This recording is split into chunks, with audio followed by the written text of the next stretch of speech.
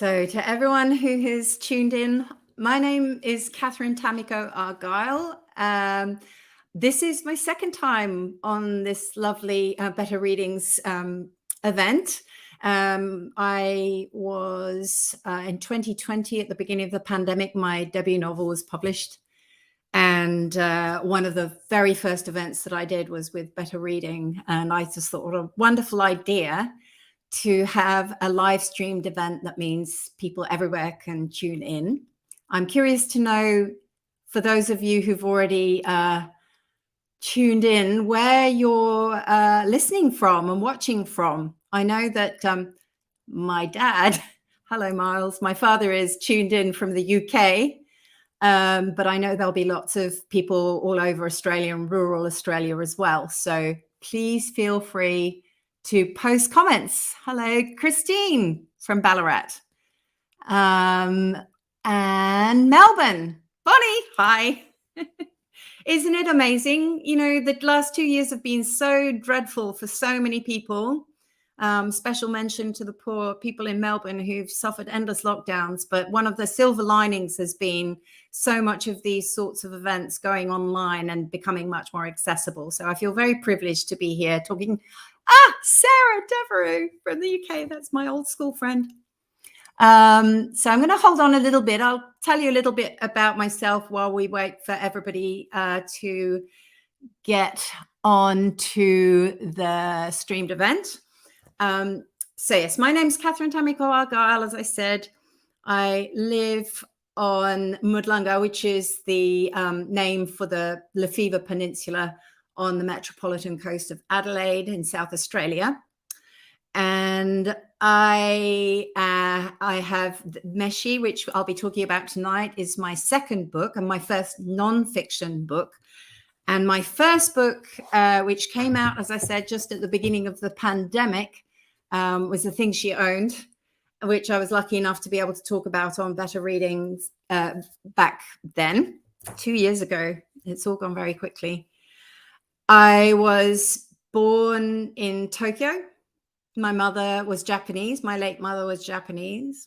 And my father, who I think is watching, is English, and he lives in the UK. Yuri, we have someone watching from Tokyo, a good old friend from Tokyo days, actually, no, from London days. So this is an international live streamed event. Hi, Yuri. Konbanwa. So I have been busy over the last 2 years writing this book, Meshi. Hello, Sharon. Nice to see you. Where are you watching from, Sharon? Are you in Australia? Not sure. I think we'll have people from all over the place, which is really lovely. So I spent 2 years writing Meshi, my book, which was released last week on Tuesday. So you should find it in bookshops, most bookshops everywhere. And hello, Carolyn. Hello, Sally. And Wendy Florio, absolutely beautiful part of the world. It's one of my favorite places. And actually, I have written bits of South Australia into this book because although it is essentially, as it says, a personal history of Japanese food, because I started writing it at the beginning of the pandemic when there was, if you all recall, how much anxiety there was, and we had so much uncertainty. Hi, Lila from Sydney. We had so much uncertainty, and I had planned to write I thought it would be a fairly straightforward book in between my first book, The Things She Owned, and the next one, which I was supposed to do the research for by going over to Japan in around October 2020, but obviously that did not happen. So I thought, well, this will be Jill. Hi, another one from the UK, an old friend from the UK. So 2 old school friends from the UK. So I thought it would be a fairly straightforward book to write, something in between my novel, which came out in 2020, and the book that I'd planned to write by going over to Japan, which I couldn't do. And in The Things She Owned, in the novel, a great deal of food is in there. And I hadn't really intended to write as much food into the novel. But the main characters, a mother and a daughter, have quite a fragile relationship, and the way they bond is through food. And actually, the daughter is a chef in London. So it was obvious that I was kind of fairly focused on food, even though I wasn't intending to write about food. And a lot of readers said how much they enjoyed the descriptions of the cooking and the food, for anyone who's read it. We're getting lots more people. Una from Townsville. Hi, Emily. And another person from Ballarat, Meredith. And Sally. It's wonderful. We have an international audience tuning in. So I thought, well, I have lots of stories about my family, my Japanese family, because my mother's family has been selling a very particular traditional Japanese artisanal delicacy called tsukudani. It's a Tokyo specialty. And they've been selling that for about 6 generations now from the same spot in central Tokyo. And the whole family is food obsessed. Great cooks, love food. My mother was a fantastic cook. And Japan in general is pretty food obsessed in a way that I've not really seen in the UK, where I spent a lot of time, and not in Australia either, even though everybody still loves food. Japan, there's an obsession about food, really, because it's so much more than just nutrition. It's so much more than just nice recipes that are seasonal. It's really actually so embedded in the culture and so unique that it has actually been designated with UNESCO intangible cultural heritage status. It's that precious. And it all starts with rice, which feeds in nicely to the title of my book, Meshi. So Meshi means rice, and it also means meal, but it's a gendered word because Japanese language is tremendously gendered. And Meshi is a masculine word. So you would only speak about your meal as Meshi if you're either in a rural community where you're actually growing the rice, or if you're a man. And it's quite unacceptable for a woman to use the word to say meal. It's something that you might use when you're younger to kind of make a tomboy statement, but it's not a word you normally use. And it's a bit of an outsider word. And that's why I chose to use the word meshi rather than gohan, which is the other word for cooked rice. And I say for cooked rice because, as I say in the book, there are more words for rice than there are for the word love. So many different words for rice. And I just thought, well, if I use meshi, then it kind of signals that I'm definitely an outsider, even though I'm 50% Japanese and I was born and raised there. Because I'm not quite, fitting in, I always felt myself to be an outsider. And I'll tell a little funny anecdote, which if my father's listening, he'll enjoy, because he asked me sort of in the early stages, what are you going to call the book? And I said, I've decided to call it Meshi. And there was a pause and he said, why would you write about the Barcelona footballer, as in soccer, right? Lionel Messi, the footballer in Barcelona. But no, it's Meshi. So it's interchangeable, as I said, Meshi, rice for meal, because really, until quite recently, every meal was rice, including breakfast. And the words for breakfast, lunch, and the evening meal are, if you use the word gohan, which is the word for rice that young women can use. Asa gohan is morning, so morning breakfast, morning rice. Hiru gohan and yu gohan. That's the words we use for meal. And that's how crucial rice is to Japanese culture. And the ancient myths and the legends of Japan says that Amaterasu Omikami, who is one of the most important Shinto deities, was a creationist goddess, and she created all 7,000 islands of Japan. Did you know there were 7,000? Only about 450 are habitable, but lots of islands.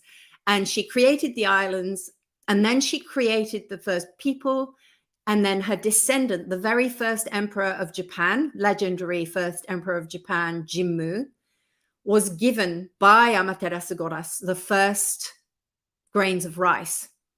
And that's what he sowed. And Japan, really, the whole societal structure and everything grew out of that, because to grow rice in the old days, where you had these tiny little green shoots that would come up and you had to get them all into the mud in a rice paddy very quickly in one day. And you needed the entire village coming and helping out. And so some people say, some Japanese sociologists say, that the cooperative nature of Japanese society and the group-focused nature of Japanese society came from rice. So it's, like I said, if you know, rice and food is so much more than just nutrition. It's a fundamental part of Japanese culture. And so I wanted to share that with everyone by writing about my own experience of growing up a half Japanese, half English child in central Tokyo with my food-obsessed, food business-oriented family. And I had lots of funny stories, and I have recipes that I wanted to share because my mother died in 1995, and I wasn't able to have children of my own. And I felt that putting these recipes into Meshi was a way of sharing them with other people, because I wouldn't have anybody to pass these down to. So as I started writing, and you'll see, so I'll just show you, it's the most, I'm so pleased. Affirm Press, wonderful publishers, have made this absolutely gorgeous cover designed by Lisa White. And the way the book is laid out is according to what is called the Seki. So I've actually dedicated this to all my ancestors, because we all have thousands and thousands of people who came before us that have allowed us to exist in this world now. And so what I've done is there are separate chapters, and I've made these lino cuts myself because I really enjoy printmaking. So for each of the 24 Seki, which is the sort of overall seasons that are according to the ancient Chinese based lunar solar calendar, I decided that I would write about each section of the year, either anecdotes from my own childhood and youth in Tokyo. And then I would also talk a little bit about the seasonal festivities and celebrations that happen throughout the year, because there are lots of them in Japan. And then recipes that I talk about in the chapter. So this is another. So every one of these 24, I carved lino cuts for the characters, and then did the lino cuts for images that relate to what I've written about. Within those 24 Seki, there are another 3 what are called ko. So those are just 5 days long, but they've got the most beautiful titles. So I thought I'd share some of these with you. At the launch last week, I read from the season that related to the time of the launch. So, and this happened to be Seimei. So pure and clear is what it means. And 5th to the 19th of April, I hope you can all see. And I decided to use that image of the swallow because the core, so at the top, I've got the 3 separate core. How poetic are these names? Tsubame kitaru, which means swallows return. Bearing in mind, this is spring in Japan. Kogan kaeru, wild geese fly north. And niji hajimete arawaru, which means the first rainbows appear. Isn't that a beautiful way to name the seasons? So I happened to be writing that section while I was in a friend's shack off the coast of the York Peninsula, quite remote. And it was right on the shoreline. And I was completely alone. There's no internet, no phone reception, completely isolated and buried in writing this book. And I would go out to just refresh myself after being hunched over my laptop for so long. And I'd watch the swallows zipping along above the seagrass so quickly. And if you've ever watched them, you see how quickly they can turn, you know. And then when I found out, I did some research and found out there's a migratory bird agreement between Australia and Japan for these swallows. And for anybody, I think there was somebody in Townsville, and I'm seeing some questions. I will actually answer some of them. Thank you, Christine. I love the cover too. So when I started doing the research and found that there was this migratory bird agreement, I did find out that the swallows that come from Japan don't come all the way down to South Australia. They go to Queensland, actually.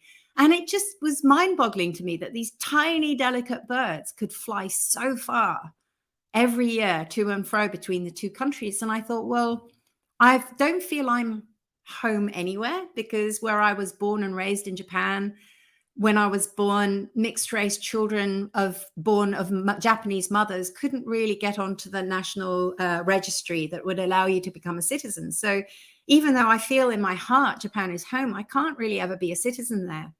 And I love Australia. It's my home. I've been here since 2008, but still it's not where I was born and raised. And in the UK too, where I spent, I lived for 18 years in London before I migrated here, and it's sort of home as well. But I feel like home is all over the place. And so really the best home I have, as I said in the book, is my body, But knowing that these swallows are flying between the two countries that I call home, and just standing on the shoreline thinking, well, this water covers the globe. And I was born right near the Sumida River in central Tokyo, overlooking the river. And it's a tidal river. And then in London, I lived quite close to the Thames as well. And so wherever I've been near water, I realize that connects me. That water connects to all the countries where I've left bits of myself behind. So, right. So Bonnie's asked, what's my favorite recipe in the book? Look, I didn't have kids, but I imagine it's a bit like trying to choose a favorite child. And it does depend on the season, but I'd say, especially for now, unless you're way up north and it's still really warm, is a dish called Nabe. And my Japanese friends listening in will know that every family in every region has a different version of Nabe. And Nabe is the name of a pot. And I actually brought my traditional rice pot to show you. You wouldn't use this for a Nabe. It's a more shallow version, but it's an earthenware pot. And it's a hot pot, basically. So you have your gas burner on your table. You can buy those, often from Asian supermarkets, and you have your nabe on top. And, some families will use a miso-based stock.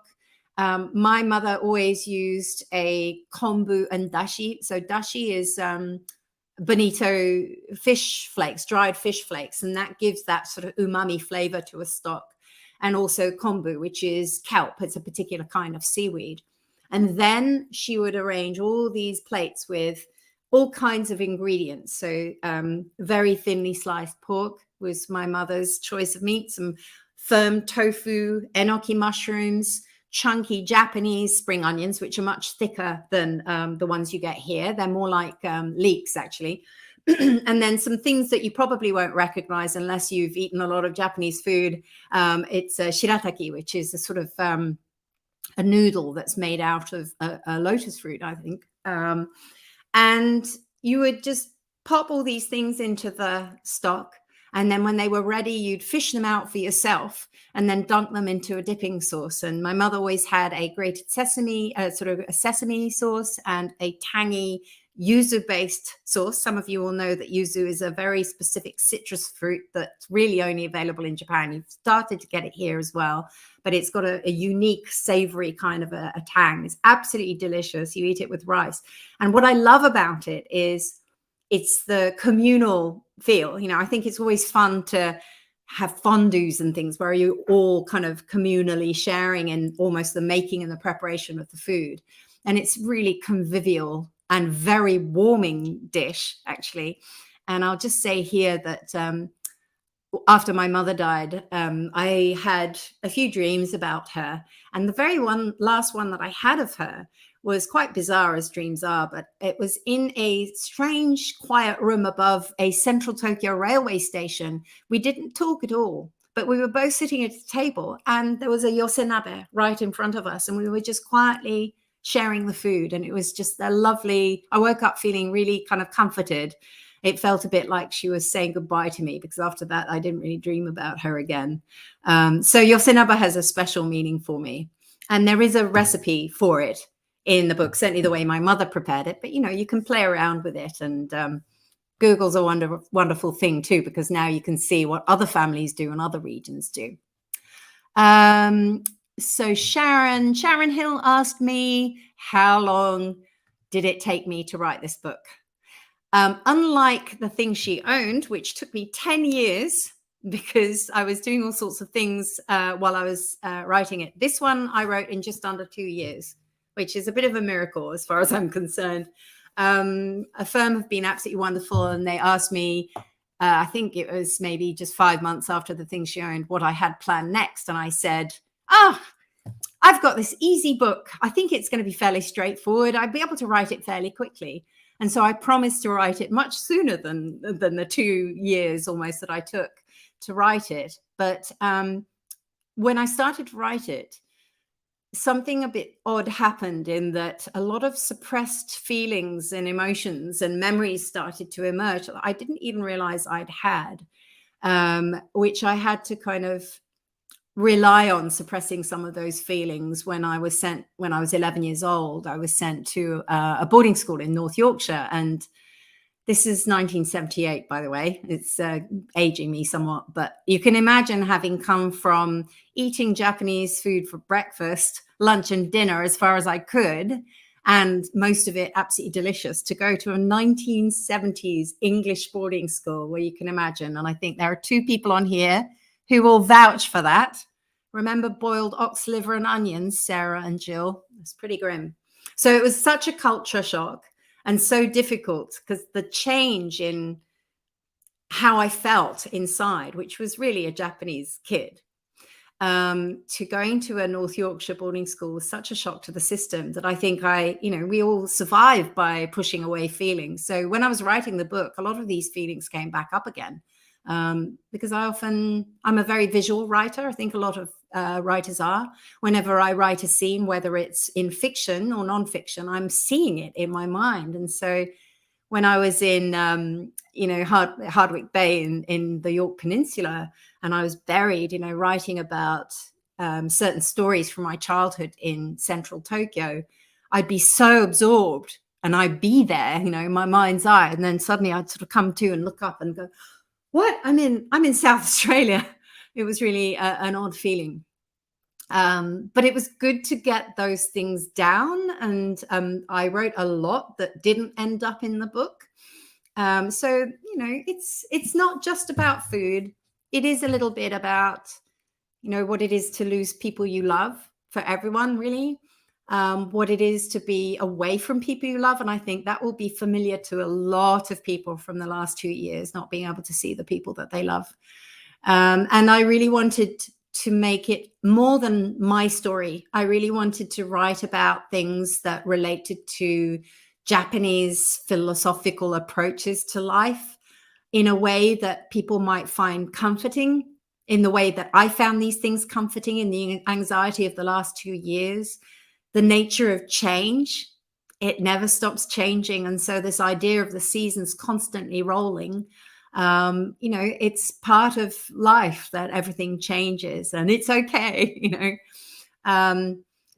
I have cherry blossom here, which is not seasonal in Australia, and actually not quite seasonal in Japan either, because the cherry blossom season is more or less over now. But the cherry blossom, I do have to talk about, because I write quite a lot about it in the relevant chapter from that season. But what it makes cherry blossom, Sakura, they call it, and it's actually not cherry trees. It's a particular kind of a plum, a Japanese plum, Sakura. But the whole Sakura season is so short and so ephemeral, and people celebrate it.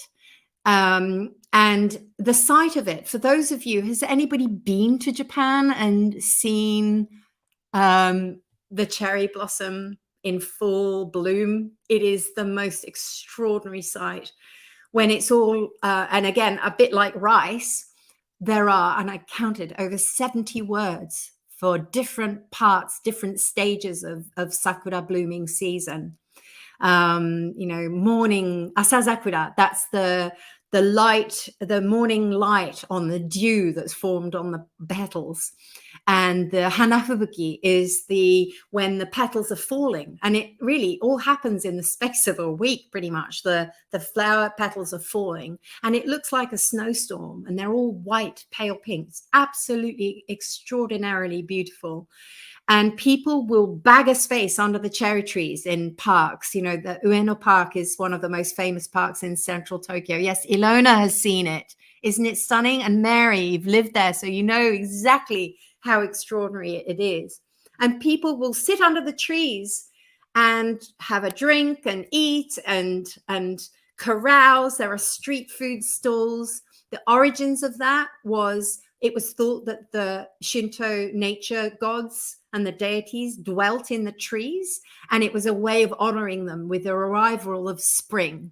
And it's also the time when the rice shoots are being planted. So it was seen as a sort of a lucky thing to do, to kind of bless the rice shoots and to ask the gods to make sure that the rice would turn out to be a good harvest towards the end of the year. And so Sakura, the fact that it's so ephemeral, you know, it's a part of this philosophical idea of mono no aware, which it means the pathos of all things, and wabi sabi, which is sort of beauty and imperfection and ephemerality. And so it's a lovely reminder to know that things will always change, you know, but everything keeps cycling back in nature, even with the disruption that we're all having with environmental issues. But, you know, things will just keep on keeping on. So I can't believe I'm already 26 minutes in. Hi, Joe. I'll keep on chatting if anybody has any other questions. Bonnie Van Dorp has asked, would you say writing the book was healing in a lot of ways? Yeah, absolutely. And often I think that when you confront things that you have avoided, either because your mind is protecting you from feeling painful things, but when you actually confront the things that trouble you, I think they're not quite as bad as you think, and you sort of process them. And I feel like I have made my peace with the fact that I'm essentially an exile from my native country. And, you know, I just am so happy that I've been given this opportunity to share some of the, you know, extraordinary cultural things in Japan that might surprise you. You know, everything from the fact that at Christmas, because Christmas is, although there is quite a large Christian community in Japan, the Christmas celebrations in Japan involve going to Kentucky Fried Chicken. Oh yes, this is a country that's extremely gourmet, but it's a tradition of queuing up to get your Christmas bucket, devised by the marketing director in the 70s. He was a Japanese man who'd studied business studies in America and spoke fluent English, and overheard some Americans saying, oh, you know, don't you miss turkey at this time of year? And he suddenly thought, maybe I can make a thing of it with Kentucky Fried Chicken. And there's a sort of peacefulness with that. So maybe just leaving you with that, so many things are really quite dissonant in Japanese culture. You know, you've got anime and cosplay and all these things, but also you have this deeply entrenched, beautiful tradition. And I love the country for that. And those of you who've lived there and have been there will understand, you know, quite how unusual Japan is. And while I hate to use the trope that's in all travel brochures about Japan that says a land of contrasts, it really is. So I think I'm going to wrap it up. Might have a few minutes left for comments if there are any more. How easy is it to get the ingredients in the UK? You need to go to the Japan Centre in London, but you're in Edinburgh, I'm not sure. But you'll find in the book there are lots of alternatives I've given, and I've tended to choose recipes that aren't too hard to source the ingredients for. And, you know, I've even got shiitake no tsukudani, which my family sells in the shop. That is delicious. And if you have any Asian supermarkets near you, or if you can order something online, you know, you should be able to get most of the ingredients. So I'd say have a look in the book and it will tell you. One very final thing, I do have to do a bit of a plug for anybody who's in Sydney Next Thursday, so the 28th of April, I'm going to be doing an event at Roaring Stories Bookshop in Balmain. I'm going to be flying over from Adelaide. I'm talking to Simon Marnie from ABC Sydney. So it is ticketed. If you go on Facebook or look up the website for Roaring Stories, you'll see a link to get tickets, and they're pretty reasonable. So if anybody would like to come along in Sydney, please do. So on that note, I think, thank you so much for listening in. It's so lovely to see people from all over the place in Australia and from Japan and the UK. Lovely to talk to you all. And yeah, I think, yeah, thank you, Christine. So yeah, I hope you enjoy it.